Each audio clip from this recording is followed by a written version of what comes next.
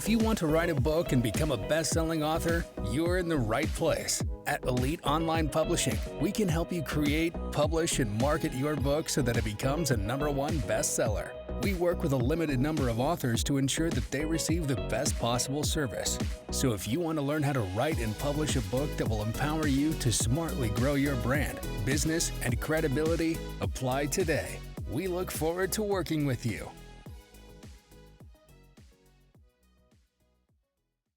Hi, I'm Melanie Johnson. Thanks for coming. I have Anita Henderson with me today. And have you ever felt like your mind goes numb when you're trying to write your book? You're right there. When you're in the car, you have 1,000 thoughts and you want to put everything down, and then you go to sit in front of the computer and you have nothing. Well, Anita Henderson is going to solve that problem for us today. Anita, welcome. Thanks for coming today. Thanks, Melanie. This is awesome. Thanks for having me. A little bit about Anita. She is the CEO of the Right Image Consulting Company. She is the creator of Write Your Life. She is a book writing coach. She's an entrepreneur. She has multiple award-winning books. She has written 8 books herself, and she's helped our company with many authors get them over the edge and unnumb their mind. Anita, let's dive into it. Tell us how you got started doing this. Oh my gosh, I have been a word nerd and a book nerd forever. I started my company almost 25 years ago, and I started out doing marketing and communications and then worked with some authors to do some support for them. And then I realized how much I really would love to do this full time, actually, for authors at the beginning phase. I love to write. My superpower is organizing thoughts and concepts and making them come to life and really focusing on the reader. And so when I got my fingers deep into that, I realized this is a thing. And I want to do what I can to make books as great and engaging and entertaining and inspirational as they possibly can be. And I believe that starts with the words. I think so too. Well, how do you become a writer? I guess is my question. What's a good way? People feel like I'm not a good writer. What are some tools just to say to hone your writing skills? Tips to hone your writing skills. Well, first, I'll say that most of my clients, and probably yours too, don't really consider themselves writer. That's not their job, right? That's not their livelihood.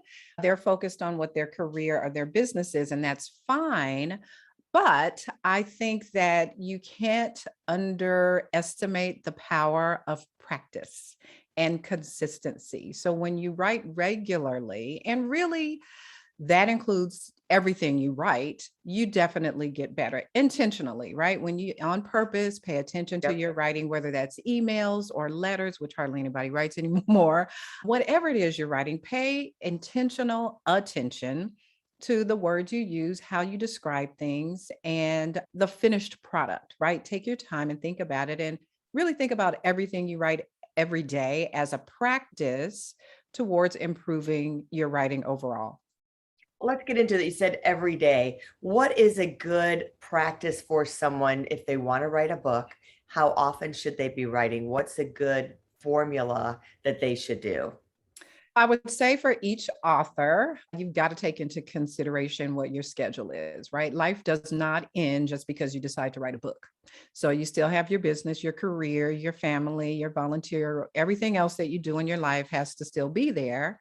So that said, you need to come up with a schedule for writing. So for some authors, every day works fine. Other people may be able to do it in chunks of time, 2 or 3 or 4 days a week. And so I would suggest you think about realistically what your schedule is, what your life is, and then structure your writing schedule and your writing sessions around your life, but make sure you schedule it like it's a real appointment. You would not leave your doctor hanging if you had a doctor's appointment. So don't leave yourself hanging when you make a schedule with yourself to write your book. I think that's great advice. Put it on your calendar. And like you, I'm just going to tell you backstories. Anita's working on her next book, and she already told me she's going to the beach to write her. So she's getting away from everything. And that's how we started our businesses. We did a book writing retreat, and we were gone for a week with a bunch of people. One of the things I know Anita and I work together pretty frequently is we get authors that come in that are on this hamster wheel of ideas. I've got 3 ideas for a book. I've been working on 3 books. I don't know what to do. And one of the biggest things is knowing your why. Walk us through what is knowing your why and how do you get there? Well, knowing your why, think about purpose. What's the purpose of your book, right? And why are you writing it? Definitely. So your why could be very personal, right? Very altruistic. I just want to fulfill a lifelong dream. I want to publish this work because my mom has always believed that I have this great story in me, or I want to share my knowledge, my story. I want to inspire people. It could be that. Mm-hmm. Your why might also be, I want to use this book as part of my marketing toolkit. I want to get my brand out there in a bigger way. I want to increase my visibility, establish my credibility, attract some more prospects and clients or speaking gigs or whatever. So you've got to understand what your why is and be truthful with yourself, right? Mm. Some people think it's, such a terrible thing to say, I want to use my book to get more clients. Your reason is your reason. So Right. confess it and lean into it. But also think about what the purpose for your book is for your readers. That's important too. You've got to think about what should they get from the book, right? The outcome that you want them to have from the book. And that matters a lot. So for those authors who want to use their book as a marketing strategy, I would say, and they have more than one book idea. I just talked to someone the other day about this, and 2 totally different book ideas. My advice to authors is to write the money book first. And people say, what does that mean? What's the money book? Well, the Yeah. money book, when you're an entrepreneur or professional, is the book that's going to lead you to that measurable outcome, more Mhm. clients, more speaking gigs, more money, quite frankly. And don't be afraid of that. Don't shy away from it. So write the money book first, okay, which most often is the nonfiction, maybe the subject matter exploration, the how-to, the self-help. And then you can write the poetry, the fiction, the children's book next, but write the money book first. A lot of people, it's almost like a fear factor. If I just write the poetry book first, then I'm not really putting myself out there. And it's the littler one, and like to ease your way into it. And what we're trying to say is no, go for the big bang first. Get the one that's going to give you that extra credibility in the marketplace. And when you have that credibility and you have that extra sense, you can do whatever you want. You got Gary Vee, who's doing NFTs of little scribbles that he has and making thousands of dollars of it because he's written 5 books and has all this credibility. And he's got another money book coming out soon that he's going to do as an NFT, which is the future of publishing, which we're going to have that question later on. And I can see what you're saying, Anita, too, because when you get the why, then it starts to build the framework for your book to fill in the holes of the chapters, don't you think? Absolutely. Yeah. I think when you understand what the end game is, Mm-hmm. right, at the Yeah. beginning, you can fill in the blanks. And that does help with the structure of your outline and the framework and the Mm-hmm. stories, and you're adding flesh to the bones of that structure, all in the direction of satisfying your ultimate why, your ultimate outcome for your book. Yeah, and I've seen it's like that why becomes the thread throughout every chapter that connects it all together. Yeah. And then what is the process? Also, people get stuck writing, but if they know who their ideal reader is, I love this secret tip trick of yours to get that avatar. Talk about that and how it helps you write your book. Well, you have to know your ideal reader like they're your best friend. You absolutely do. And you need to think about your ideal reader really not as the millions of people you hope will read your book, Mhm. but think of your ideal reader as one person, and then know that there's millions like her or him, right? Mhm. So you want to get to know that person, not just whether they're male, female, or what their age is and all that stuff, but you really want to know some characteristics about this person, right? And you want to really get to what do they want? What is their pain point, as we hear in business all the time? Mhm. What is their desire? What are they even coming to this book seeking in terms of inspiration, information, education? What is it that they want right now? And Mhm. one of the hints I give to authors is oftentimes your ideal reader is someone just like you were. right? Mm-hmm. We are writing to someone who's a couple of steps below where we are now because, geez, we've Yes. made it, we've done the thing, we've created the system or the process. But at some point, we didn't know this and we needed Yeah. this. That's probably your ideal reader when you're trying to teach something specifically or inspire someone. So if you're writing memoir, even, perhaps you've been through a difficult time and you've come out on the positive side of it. You're Mm-hmm. probably writing for people most often who are like you were before you went through your journey. So you want to share with them the lessons learned and the journey that you've traveled. So think about your ideal reader potentially being someone like you were before you got to this point. I love that. And what I love is when we always name the person, whether it's okay, who exactly are you speaking to? Do you have that one person in mind? Oh, yeah, I'm going to write to Joe. I knew Joe back when blah, blah, blah, or he's a guy that needs this book. Who's that person that needs that book and actually have a name? And I know when you do coaching, you always say, now, what would Joe want to know? What would they be asking to get this done? Let's get deeper with them and what they're saying. So I like that. Give us a tip where, gosh, I'm in the middle of this, Anita. I'm writing and I'm just stuck. Is there something to get me unstuck so I can continue writing today? Because I'm just stuck. What do you do? Well, I will always have to go back to the beginning because I believe that a good outline helps us avoid stuckness, quite Mhm. frankly, because we have the structure. And you think of your outline really as your table of contents. It Yeah. oftentimes becomes the table of contents, even when it evolves throughout the writing process. But at least Mhm. you have that structure, right?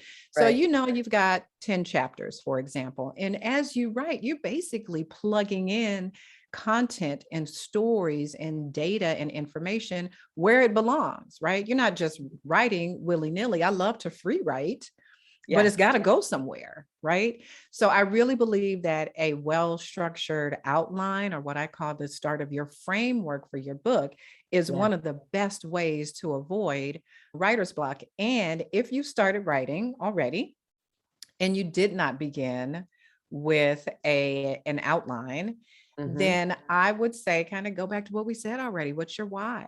What's your why? Why are you writing this book? Also Mhm. ask yourself, what do you want your reader, who you've already profiled, hopefully, what do you want them to think, to Mhm. feel, or to do when they finish reading your book? So if you know the ideal outcome for your ideal reader, you should be writing content in that direction. So it should be a no-brainer to them. When they get to the end of the book, they're already like, oh, geez, I got to hire this guy as my keynote speaker, or Yeah. I want to work with her because she's awesome. She wrote the book on it, literally. So those are some ways, if you haven't started with a structured outline, as you go along, you've got to refer to that ideal reader, what their outcome should be, and what your why is. I love that. And making sure you have that outline because then you can go back and say, all right, I need something for this chapter, this chunk in here. And you have a great two things, always go back to story. I always say if you can't type it, you can say it. There's great tools that we talk about called Otter and that will transcribe real time for you. So you're talking and writing at the same time. If you can't type it, maybe you can just say it or have someone ask questions to you. The other thing is, Anita, you have this great chapter formula that I think can get people into overcoming that being stuck. Would you mind sharing that? I know that's some of your secret sauce. Yeah, that's my secret sauce, but I'll share it just because it's you, Melanie. This is something I call a chapter writing formula, and it does work best when you have an outline. It also works really well for nonfiction books where we're teaching something. Okay. Mhm. It can work really well for memoir as well. But essentially, there are certain elements that will be included in your book. And so, as you write each chapter, you want to make sure to include the very same elements in each chapter. So, for example, and this is just, it makes it easier for you to write, and it actually makes it easier for your ideal reader to read the book. So, maybe you start off with an analogy, just a real simple story. And then you roll into your teach point, right? Here's my thing that I'm trying to teach that relates to that story. And then you give the reader 5 questions that they're going to ask themselves and maybe answer later. And then you tell a personal story about how this impacted you. And then you wrap it up with some kind of visual thing. So those are 5 things that you include in every single chapter that you write. So you make sure you cover the content. Now, I find that a lot of first time authors think, oh, that seems like too structured. My reader's going to figure out my chapter writing formula. Don't panic. It's okay.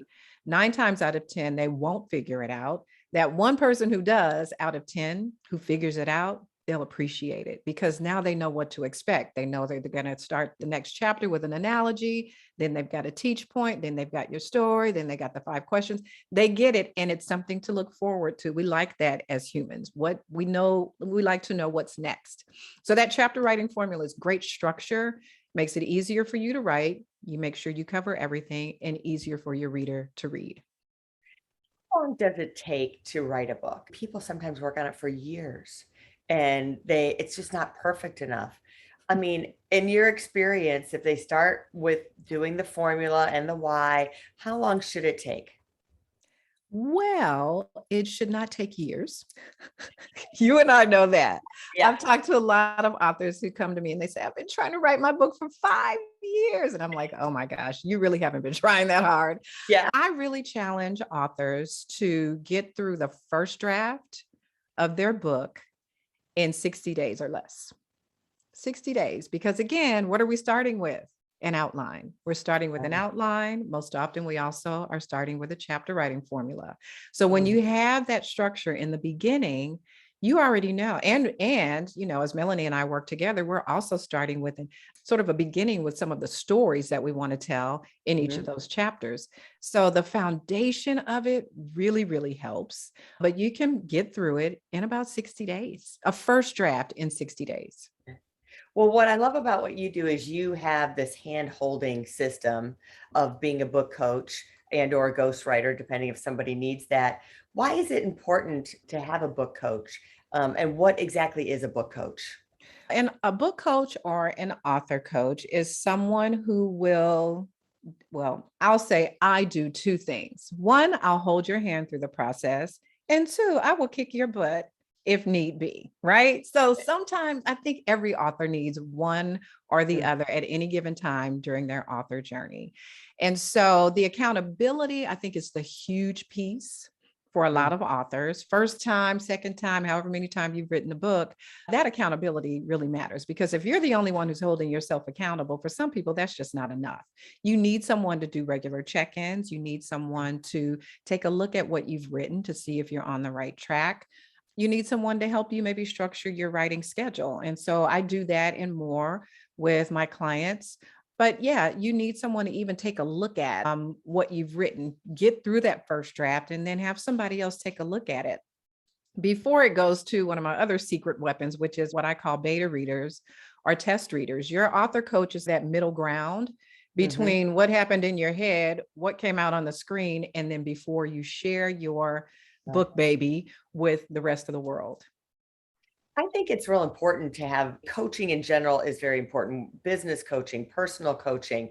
And if you want to get a project done, it's great. A book coach is almost like that project manager. They're making sure it gets done. They're following up with you. They've done it 1,000 times, where this is maybe your first book or your second book. So to me, that's one of the secrets of getting your book written and getting over writer's block, is if you engage someone who is a book writing coach, or you join a group that's a book writing group that you're all doing the book together.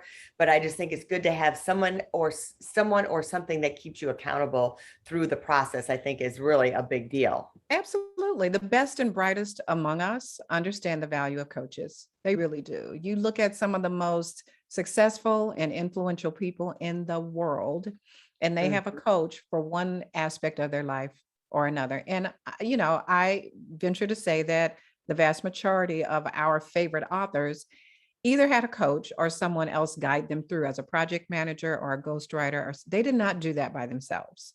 Teamwork makes the dream work, and it helps you get a great book done. Yeah, I agree. So if your mind is going numb, I know you showed me a prop earlier. What is one of your other secrets? So my caveat to this, before I show you the prop, is that this is not the first order of eliminating your writer's block. But if all else fails, and even at the end of your journey, once you've gotten through the first draft, I always like to have a reward, and you can do that with whatever you want. But I'll tell you, one of my fun rewards that I have found is this little thing. And I don't know if y'all can read it, but it's a wonderful bottle of Pinot And the, Noir called Writer's Block. Yay. It's fun. And you do see it's empty. So I got through my writer's block in my first draft. So, we've heard of some of the horror stories about authors and alcohol. Don't lean on it as your first order of business. But secondly, it's a nice reward from once you've made it through first draft. Writer's block is a real thing. But when you structure your book initially, lay the foundation at the very start, you can avoid it. So on to our last question is, where do you think what is the future of publishing? Where do you think it's going? Oh my gosh, NFTs, and we already know that audiobooks certainly are one of the fastest growing formats for books because people are busy, even in this day and age with virtual everything. We want to be able to engage with a book on the go. So audiobook is just top. But NFTs are just, I'm speechless about where they're going. We've seen it in art. We've seen it in so many other areas of publishing and sharing of work. It is just the next best thing. And if you can, really explore it, research it, and talk to Melanie and anybody else who knows the details and the insights, get it done. Go that route. Yeah, I love that. And I agree with you with audiobooks because I think every author should have an audiobook. The younger generation is continuing to consume it more and more than they are the physical books. So you've got the ebook, the hardback, the paperback, and the audiobook, and you really need to be on that. I think an author should have all formats because then people consume it. I always tell people, what if you're going to make a video, are you just going to put it on YouTube? Or just on TikTok? Wouldn't you put it everywhere? Wouldn't you put it, you went to the effort to do it, put it on all the different platforms. So it's the same with the book. It should be in all the different platforms. Yeah. You want to make your book available in every single format that your ideal reader will engage with. And these days it's everything. It's ebook, physical, and audio. Yeah, I agree. Thanks, Anita Henderson. We appreciate you being here. That's it for now. We'll see you next time. Bye-bye. If you want to write a book and become a best-selling author, you're in the right place. At Elite Online Publishing, we can help you create, publish, and market your book so that it becomes a #1 bestseller. We work with a limited number of authors to ensure that they receive the best possible service. So if you want to learn how to write and publish a book that will empower you to smartly grow your brand, business, and credibility, apply today. We look forward to working with you.